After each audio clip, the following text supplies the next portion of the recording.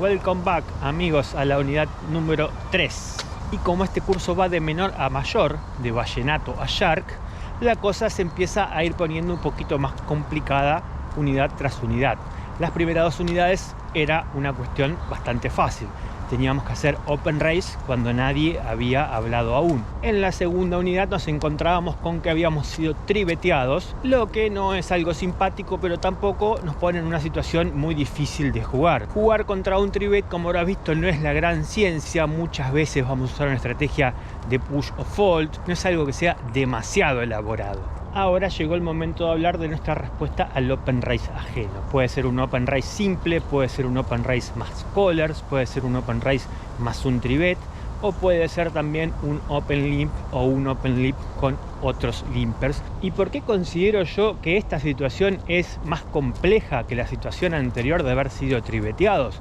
Porque la primera impresión sería al revés, sería: che, loco, pará, es más fácil jugar un pozo cuando alguien simplemente abrió que jugar un pozo que nosotros abrimos y alguien vino y ya nos metió un trivet. La diferencia es que en el caso anterior, cuando éramos triveteados, sobre todo aquellas personas que nos dedicamos a jugar torneos, salvo el que el torneo recién empiece, una vez que las ciegas crecen y que los stacks empiezan a disminuir, la mayoría de las veces, por no decir casi todas las veces, cuando alguien nos trivetea, esa persona, hagamos de cuenta que activó la cuenta regresiva de la bomba. Quedará en él analizar después con el diario del lunes si estuvo bien o estuvo mal en hacerlo, pero lo que él acaba de hacer ya no tiene vuelta atrás. Acaba de crear un SPR pequeño que va a terminar en una situación de push o fold por nuestra parte, y Dios lo libre de que hagamos simplemente call. Y aún estando dips y teniendo nosotros dentro del abanico de posibilidades hacer una parte de nuestro rango call, cuando lo hagamos el SPR va a quedar menor a 5 o algo por el estilo, lo que hace que el pozo vaya a ser un pozo relativamente, entre comillas, fácil de jugar. Va a ser un pozo que la mayoría de las veces va a terminar all-in en una o dos rondas de apuestas. No va a ser un pozo maniobrable, no va a ser un pozo donde se puedan cometer errores costosísimos desde el punto de vista de una cantidad de SPRs, llamémosle X. No es que vamos a tener la posibilidad material de cometer un error que equivalga a 50X el pozo una vez que esté repartido el flop. Los SPRs van a ser pequeños, así que como máximo vamos a cometer un error que nos cueste 2, 3, 4, 5X el pozo. Vos podrás decirme, si voy a perder el stack de todas maneras, ¿qué me importa si lo pierdo con un SPR en el flop de 5 o de 100?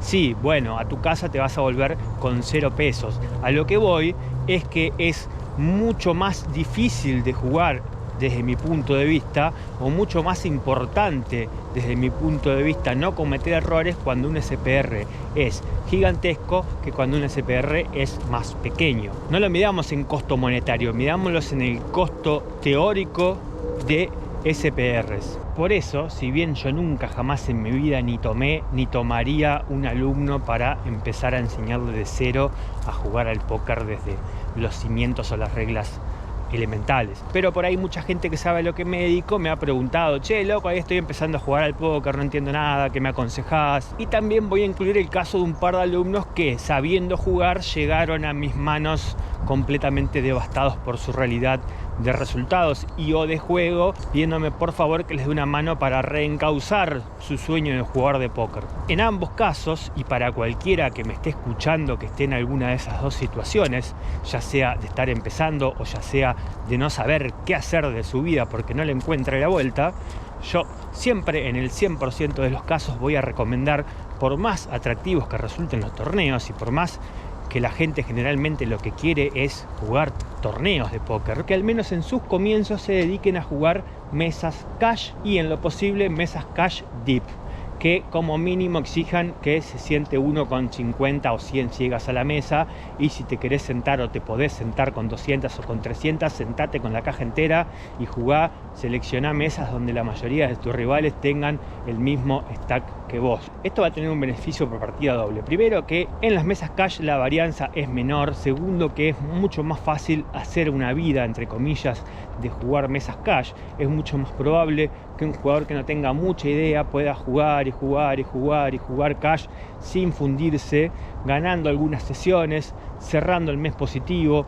o por lo menos no necesitando depositar y depositar y depositar y depositar. Si te pones a jugar torneos sin ninguna idea, te van a dejar el orto y la cuenta bancaria ardiendo. Pero bueno, esta contracara del consejo venía mejor para la parte de, no sé, de mental game o de misceláneas del capítulo 20. Seguramente vaya a meter una repetición de este concepto. Lo fundamental de por qué recomiendo yo jugar mesas calle a los jugadores, porque es la forma más fácil, más rápida y depende de cada persona, quizás la única forma que tiene un jugador de aprender a jugar realmente al póker.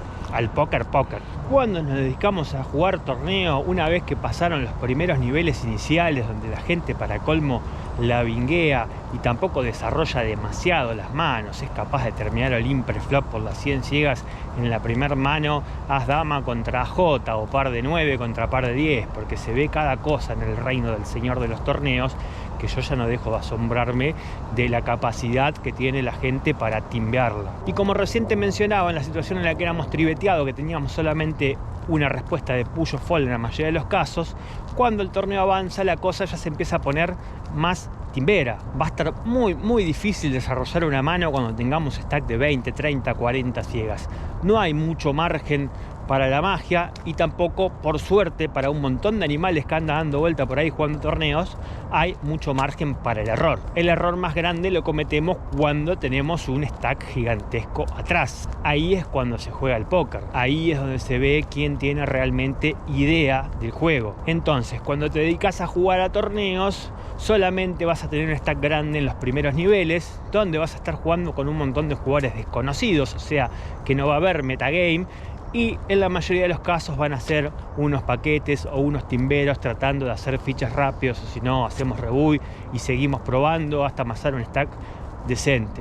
Entonces quizás te abrís 10 torneos y a lo largo de los 10 torneos, que va a ser todo lo que jugues en el día, va a haber días que jugues 1, 2, 3, 5 manos profundas a 3 calles de apuestas. En cambio, si te sentás a jugar las mismas 6, 8 o 10 horas, no te digo que te pongas a jugar 20 mesas cash, pero con que te pongas a jugar 4 mesas solamente durante 8 horas, la cantidad interminable de manos que vas a jugar con 3 rondas de apuestas hasta el river sin terminar all-in, en pozos medianos, en pozos chicos, en pozos tribeteados, en pozos multiway, vas a aprender a una velocidad muchísimo más rápida. Claramente me la pasé hablando como 5 minutos de esto porque está estrictamente relacionado con nuestra respuesta al open race. Cuando nosotros nos tribeteaban y nos dejaban un SPR chico, nos dejaban una jugabilidad casi nula.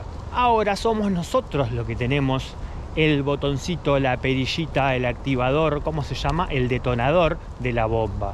Somos nosotros los que, sin contar las veces que vamos a foldear, que van a ser la mayoría de las veces, olvídate que después de este capítulo vas a salir pensando que soy la persona más roca del universo. Pero las veces que no hagamos fold, vamos a tener que decidir entre call o raise. Todo el ejército de coach del mundo en este momento estarían diciéndote que no tenemos que hacer call, que tenemos que hacer fold o tribet, que hacer call es de fish y bla bla bla. Chúpenme un huevo.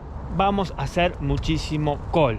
¿Por qué? Porque cuando hagamos tribet vamos a estar apretando el detonador y vamos a estar detonando el pozo, quizás sin vuelta atrás. Cuando decidimos hacer call, aunque estemos jugando con 30 o 40 ciegas, le estamos dando al juego, le estamos dando a la mano la posibilidad de convertirse en una mano profunda, la posibilidad de jugar al póker, la posibilidad de tener realmente full equity, la posibilidad de realmente poder demostrar a lo largo de la mano nuestra superioridad teórica contra la persona que está jugando contra nosotros. Entonces, a lo largo de los próximos no sé cuántos videos que tenga este capítulo, vamos a analizar muy bien contra cada tipo de rival, en cada tipo de situación, cuando realmente nos conviene apretar este botón y detonar el pozo y volverlo un pozo poco jugable, incontrolable y prácticamente estar sellando el destino de que alguno de los dos se va a ir a dormir, y cuando nos conviene simplemente hacer call, ese discriminado, ese maldito call que a nadie le gusta porque les encanta la timba. A nadie le gusta porque no saben jugar, entonces prefieren timbearla y sacarse el problema de encima antes que ver un flop y después terminar perdiendo y pensar que perdieron por culpa de hacer solamente call, porque alguien una vez dijo, o porque un software les dijo que esa mano tiene que ser triveteada. Pero ¿qué pasa? Cuando la trivetean, después terminan perdiendo no solamente las 2 ciegas que podrían haber perdido haciendo call, sino toda la caja. Pero claro, esa era la movida que el software decía que tenía mejor EV.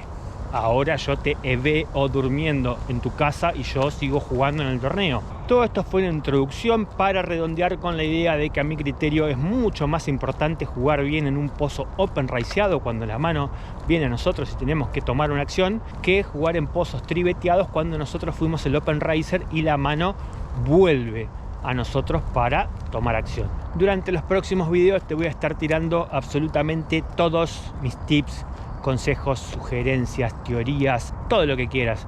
Son tantos que no tengo ni idea en principio cuánto voy a tardar en enumerarlos, en describirlos, en tratar de ponerlos en contexto sobre este tema particular que es nuestra respuesta al Open Race. Y más adelante vamos a desmenuzar de manera particular cómo jugaríamos este tipo de pozos contra cada categoría de rival